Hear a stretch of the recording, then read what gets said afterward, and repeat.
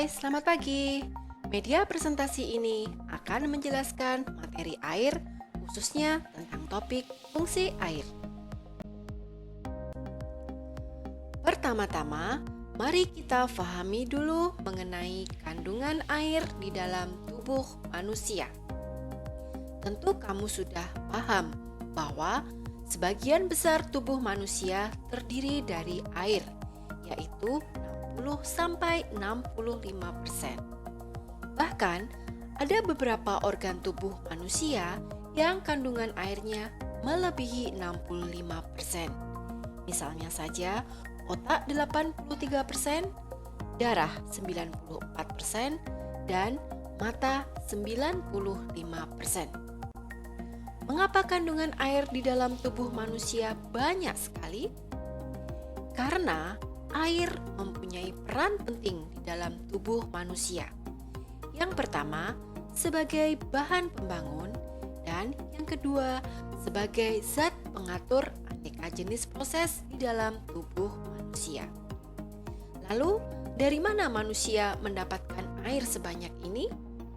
Kita dapat mengkonsumsi air dalam dua bentuk. Yang pertama, air terdapat dalam aneka jenis bahan makanan. Kemudian yang kedua, air adalah dasar semua jenis minuman. Untuk memahami peranan air di dalam tubuh manusia, silakan kamu perhatikan gambar tubuh manusia di samping ini. Apabila kamu sudah selesai makan, maka bahan makanan dari usus halus akan diedarkan ke seluruh tubuh manusia dengan melalui saluran darah. Ingat, komposisi terbesar saluran darah adalah air.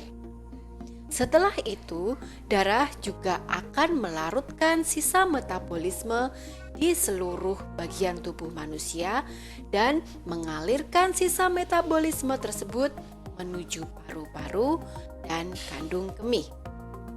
Selain itu, di seluruh sel tubuh manusia juga terjadi aneka jenis reaksi untuk membentuk senyawa biopolimer yang dibutuhkan oleh tubuh manusia.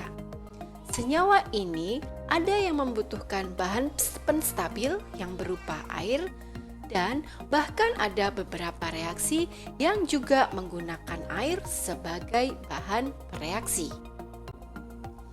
Gambar di sebelah kanan menunjukkan jumlah air yang keluar dari tubuh kita setiap hari, yaitu melalui feses 100 ml, keringat 200 ml, melalui paru-paru 700 ml, dan air seni 1500 ml. Sehingga total setiap hari kita mengeluarkan air sebanyak 2,5 liter. Supaya komposisi air di dalam tubuh kita tetap seimbang, maka kita harus mengkonsumsi 2,5 liter air setiap hari. Dari mana kita dapat mengkonsumsi 2,5 liter air ini? Yang pertama, dari metabolisme 250 ml, air di dalam bahan pangan yang kita konsumsi sebanyak 750 ml, dan air minum 1500 ml. Itu artinya setiap hari kamu harus mengkonsumsi air sebanyak 8 gelas. Ketika kamu mengkonsumsi air, maka air akan masuk ke dalam tubuh melalui mulut, kerongkongan, lambung, usus 12 jari, dan usus halus. Kemudian di usus halus, air akan dipindahkan ke saluran darah. Darah mengandung air yang sangat besar, yaitu 94%. Oleh karena itu, darah menyumbang 5% dari kandungan air yang ada di dalam tubuh kita. Kemudian dari darah, air akan dialirkan menuju daerah antar sel. Lalu air mengisi daerah antar sel ini. Daerah antar sel berkontribusi terhadap 15% kandungan air di tubuh kita. Kemudian, air dari daerah antar sel akan masuk ke dalam sel. Kandungan air di dalam sel ini cukup besar, yaitu mencapai 40% dari total berat badan kita. Oleh karena itu, total kandungan air dalam tubuh manusia dapat mencapai 60-65%. Kandungan air di dalam bahan pangan ternyata juga mempengaruhi karakteristik sensoris dari bahan pangan tersebut. Kentang yang kandungan airnya tinggi dan keripik kentang yang kandungan airnya rendah bentuknya sangat berbeda, bukan? Selain itu, susu bubuk yang kandungan airnya rendah juga berbeda teksturnya dari susu segar. Susu bubuk teksturnya serbuk padat, sedangkan susu segar cair encer. Kandungan air di dalam stik atau sering disebut sebagai juiciness juga mempengaruhi cita rasa stik. Biasanya, stik yang juicy atau yang kandungan airnya lebih banyak akan terasa lebih enak. Bahan pangan ternyata mengandung air dengan jumlah yang sangat bervariasi. Bahan pangan segar biasanya kandungan airnya tinggi. Contohnya tomat, semangka, dan kol dengan kandungan air 92-94%. Susu, nanas, dan apel kandungan airnya 80-88%. Sedangkan daging sapi kandungan airnya mencapai 66%. Sedangkan bahan pangan olahan biasanya telah melalui aneka jenis proses yang mampu mengurangi kandungan airnya. Contohnya roti dengan kandungan air 36% dan susu bubuk dengan kadar air 14%. Bahan pangan yang sehari-hari kita konsumsi biasanya kita konsumsi dalam bentuk mentah atau sudah diolah. Selama proses pengolahan bahan pangan ini, biasanya kita sering menggunakan air. Lalu, apa fungsi air dalam aneka jenis pengolahan bahan pangan ini? Yang pertama, air akan melunakkan serat.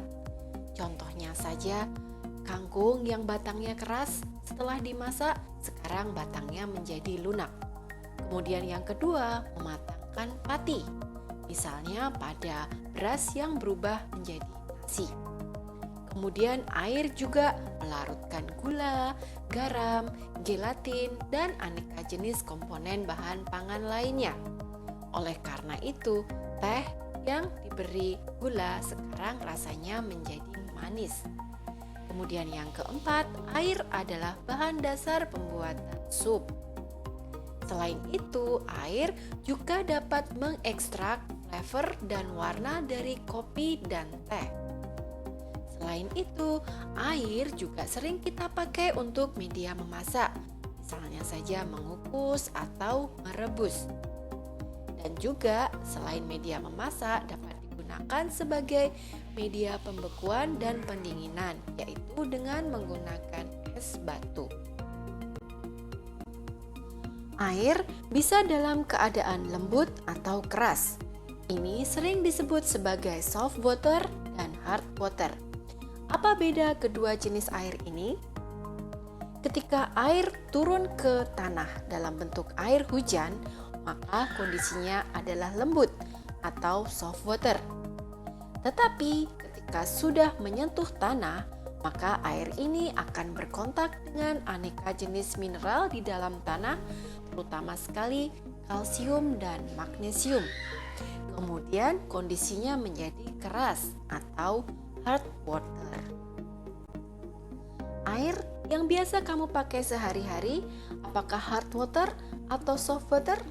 Tahukah kamu cara membedakannya? Yuk kita coba cek dengan cara berikut ini. Sekarang kamu perhatikan alat masak yang biasa dipakai atau pipa saluran air di rumah kamu. Jika ada endapan kapur seperti gambar atas kiri, maka itu adalah hard water. Sementara jika alat masak kamu bersih dari aneka jenis endapan, maka maka air yang kamu gunakan selama ini adalah soft water. Selain itu, hard water dan soft water yang diberi deterjen akan menghasilkan efek yang berbeda. Gambar bawah sebelah kiri adalah hard water yang diberi tambahan deterjen. Oke, betul. Hard water ini tidak mampu membuihkan deterjen. Sedangkan gambar kanan bawah menunjukkan soft water yang mampu membuihkan deterjen dengan baik. Lalu, bagaimana cara mengubah hard water supaya bisa menjadi soft water? Temporary hardness biasanya disebabkan karena ion kalsium dan magnesium yang berikatan dengan ion karbonat. Temporary hardness bisa dihilangkan dengan cara merebus air. Tetapi, jika air yang keras ini disebabkan karena permanent hardness, maka tidak cukup hanya direbus saja. Air ini harus dihilangkan kandungan alkalinnya dengan cara pertukaran ion atau desalinasi. Permanent hardness ini disebabkan karena ion kalsium atau magnesium yang berikatan dengan ion klorid, nitrat, atau sulfat. Oke, Anda sudah mempelajari materi air untuk topik fungsi air. Sampai jumpa pada media presentasi berikutnya. Terima kasih.